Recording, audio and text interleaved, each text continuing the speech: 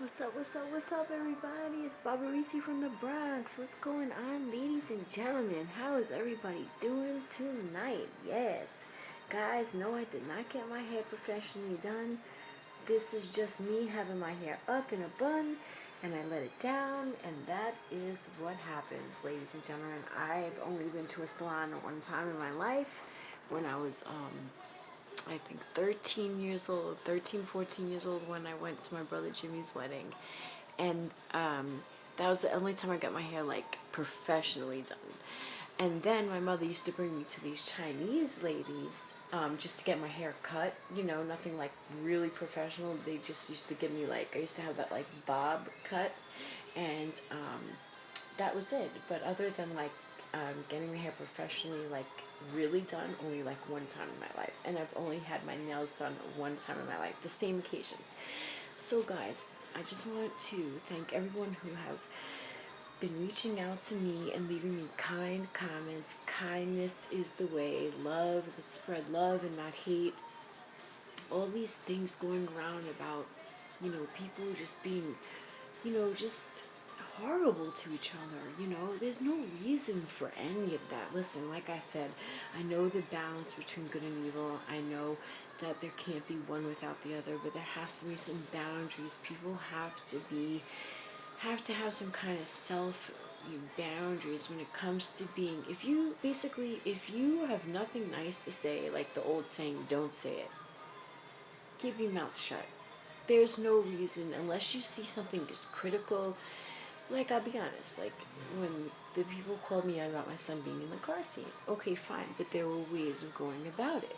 You understand? That was a critical thing. They were absolutely right. But there are ways to go about these things. You don't have to be rude and cruel and inconsiderate to other people. And that is the truth. You don't have to be that way to get a message across. You can be cordial to convey a message. Especially if you want to get your point across, you get more bees with honey than vinegar. So if you really want to get your point across, it's always best to use, you know, words that are going to catch the listener's ear, because once you start going over those boundaries of insulting and being derogatory and having animosity in your voice,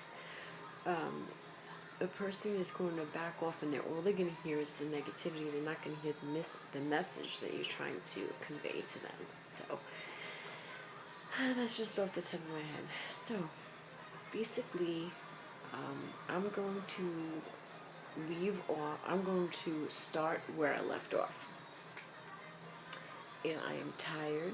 It was late. I haven't got a decent night's rest in days, guys. I find that when my son goes to sleep, I have trouble going to sleep myself, for whatever reason that is. I just do. But tonight I will get a good night's sleep, because I do not have to go to the program tomorrow. Thank you, Jesus. I have my bottles right in my bag. Thank you, Lord. So, all right, now it's time to get, you know, serious.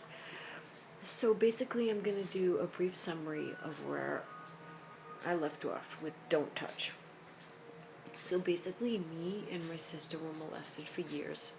A lot of times it was in front of my whole family. Like I said, my cousin would sit us on his lap at the same time on each knee and put a blanket over us and molest us in front of everybody. And my sister confirmed all of this. My sister was Reese's Buttercup, but she changed her username to the Little Flower. So because my sister loves the Little Flower. My sister was a nun. I explained that to you before. My beautiful Dee Dee. Love you, Dee Dee. Okay, so that happened. My cousin Paul, he got in trouble. My dad called him out on it. I believed he got probation and some other things that he had to, you know, go to programs and whatnot. He was, you know, he was young. By the time he got in trouble for it, I think he was just turning of age, if I'm not correct. And then my father, you know, really was, my father was very angry about what he did, so he made him so uncomfortable that he wound up moving to Florida. Ironically, he had 2 children of his own, and his 2 children happen to be little girls. And when I go on his Facebook page, okay, and I have nothing to hide, nothing to hide. So when you go on his Facebook page, his name is Paul Scaglione. Go to his Facebook page, and I don't care. I really don't. I'm not going to not say his name. I will say his name. Because people need to see and to know. And I don't care. I really don't. I have nothing to be ashamed of. Paul Scaglione. So when you go on his Facebook page, he has his little girls when they were little in the exact same position as he had me and my sister on his lap. Until they were like, well into their teens. This made me so sick to my stomach. I could not believe what I was seeing. I said, oh my God. I hope to God that he did not molest his daughters. Because it was just like looking at me and my sister, but just 2 other little girls. It was like the same. There was no difference, and he just looks like he was doing it to them too. It really did, and I hope to God that he didn't, because he will get his in the end. We all have to face the good Lord. All of us. Nobody's exempt. Nobody. Okay. So then we move in with my dad. After that, Paul moved to Florida, had his own family, like I said, his 2 little girls, disturbing pictures and all that on his Facebook page. So now I'm 8 years old, my sister's 12, and we live with my father.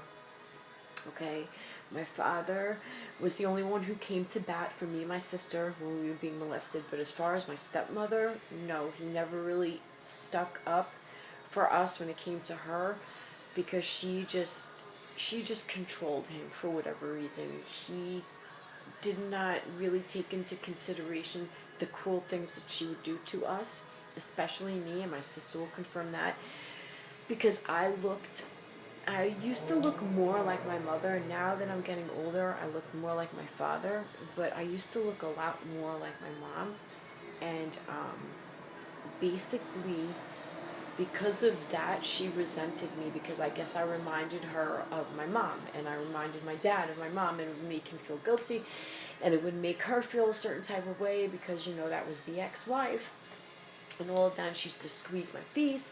She used to punish me every summer. I used to get accused of everything under the sun. She used to make me and my sister do all kinds of chores. Like, we were just never really allowed to have fun sometimes. And it was sad, because I was punished every single summer. I was never really allowed to have friends, and I went to so many different schools. So I went to 10 different schools. I already named all the schools. It was really hard for me, because moving around so much and going to all those different schools, it was hard for me to adjust. And when I did make friends, I wasn't really allowed to go over their houses. I wasn't allowed to go over the sleepovers. The sleepovers I understand, because my dad was trying to protect us, but at the same time, it just made things awkward for me, especially at school, because all the other girls would go to these sleepovers, and I was the only one who wasn't allowed to go. So it made things really hard for me, if you can understand where I'm coming from. It just really did. I was always like the outcast. And I basically still am the outcast of outcasts, yes. But it's all good. I don't know, some reason I've always liked being the outcast, because I'm just different. I think differently, I'm just different. And all of these things that I went through in my life, I never been like I could easily be depressed, and sometimes, yes, I do get a little down, but I always fight my way out of it. Thinking all the things I went through, I always fight my way out of the depression. Want to know why? Because my heart is dedicated for praying for the children of this world. And guys, I can't stress it enough. You don't understand the visions that I have of the kids. I have visions of kids all the time. And I explained this before, I feel like my spirit, because I think outside of this realm, in this dimension, I feel like I'm from another dimension sometimes. And I know some people aren't going to understand that, because they're so grounded in the ways of this world. But you have to understand something. I never lived a real normal life. So I can't, to understand and to relate to people that live normal lives. I never had that, ever. Never had normalcy. So when you don't have normalcy, you don't see the world the way that everyone else the way everyone else sees it and thinks of it. So I tend to be in my own little world, but at the same time, I see things differently than other people see, like nature and like if I have a dream, I believe the dreams, I believe we go into another dimensions. And I just, and music and sounds and just, like just natural things in this world and just the way that I portray them and I see them and the governments and all different kinds of things and even outer space, the way that I see things is not the way that we've been taught in school. I don't believe, and if people are going to think, oh, she's a flat earther, listen, I'll get into that another time, okay? It's a very complicated situation. I believe what the Bible says. I believe that there is the firmament and the waters above the firmament, waters below the firmament. I believe that we are in a controlled system as far as that is concerned. Controlled environment. As far as I believe that yes, that we live under like a dome type of setting. Remember, the earth is the Lord's footstool. So I'll just leave it as that. Do I believe man has been on the moon? Can they break past the firmament? That is the question.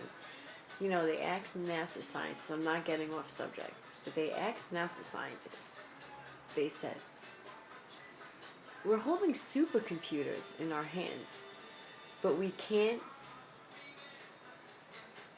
go back to the moon? Wait, what? That technology was what? Lost? What? We don't have it anymore? Does that even make sense? We're holding supercomputers in our hand. The computers that drove the rockets and the astronauts are not even a tenth of what these phones are. So how is it that we don't have the technology to go to outer space anymore? To go back to the moon? It doesn't make any sense. But they're sending probes to Mars. Huh? Doesn't make sense. That's a whole nother situation. That's a whole nother thing. Just like they say in the song, if you believe they put a man on the moon. But there's bigger issues than that in the world. I believe that a lot of that was used as a distraction towards things that are really happening right here on our soil. And I'm not talking about coronavirus either. So I'm getting off subject. I know, I'm going on a tangent. And I'm not wiggling tonight, guys. I'm not wiggling.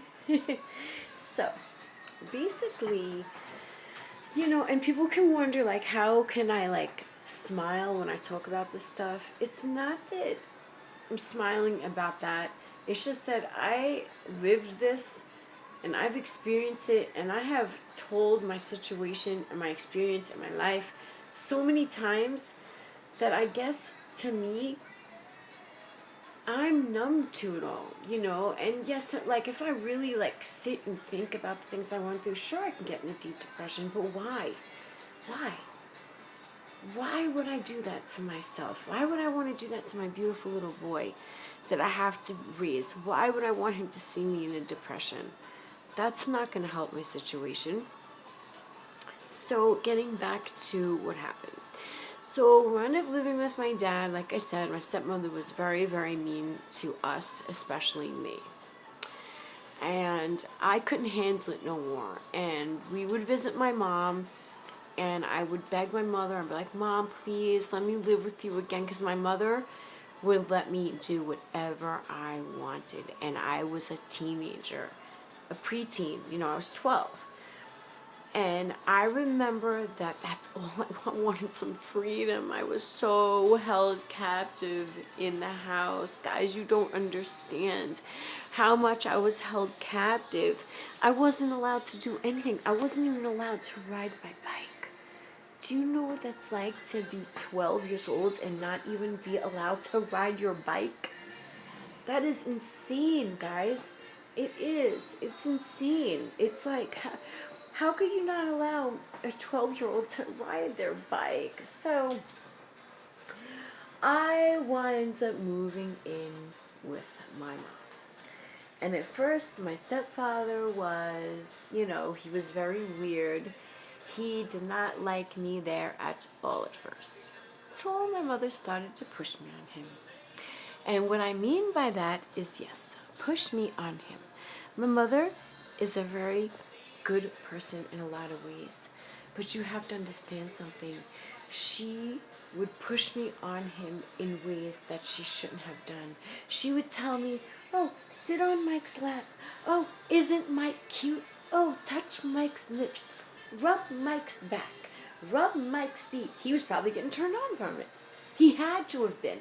He had to have been getting turned on from this.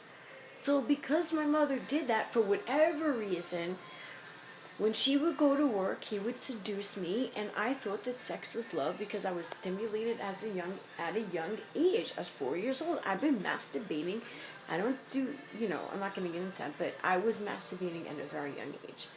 And I didn't even know what I was doing. Like, it was so weird. It was like I had to do this thing, and I remember feeling this way, and I felt so uncomfortable. Like, I hated myself when I was little in that way. Like, I would feel so, like, dirty and uncomfortable. It's like, because I was constantly being touched down there, I was being stimulated so much that I would have to, like, constantly get myself off. And I didn't even know until I got older what I was doing. I didn't even know what I was doing until I got older. Until I realized that this was masturbation. Like a 4-year-old kid masturbating, that is so... I have no words for that. That shouldn't have been happening at all. That shouldn't have been happening. I shouldn't have been masturbating at that age, guys. It's not fair. It's not fair that my childhood was robbed from me. I don't dwell on it, but it's hurtful, guys. It really is. It's hurtful that my mother pushed me on this man. My mother's not a bad person. She would do anything for anybody. If she's seeing someone hungry on the street, just like me, and my sister's the same way, we would stop and we would feed the person.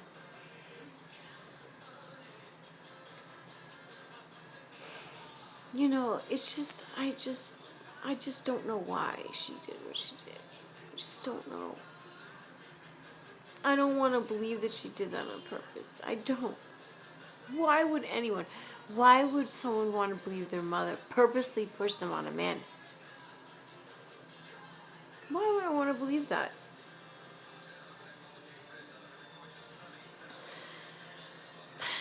So it got really bad. It was like every time my mother would go to work, he would have sex with me. He would tell me he was in love with me. That's how I started smoking weed, was from him. He bought me like $1,000 dogs. We would go on vacations. I remember one time he took me to Florida with my best friend.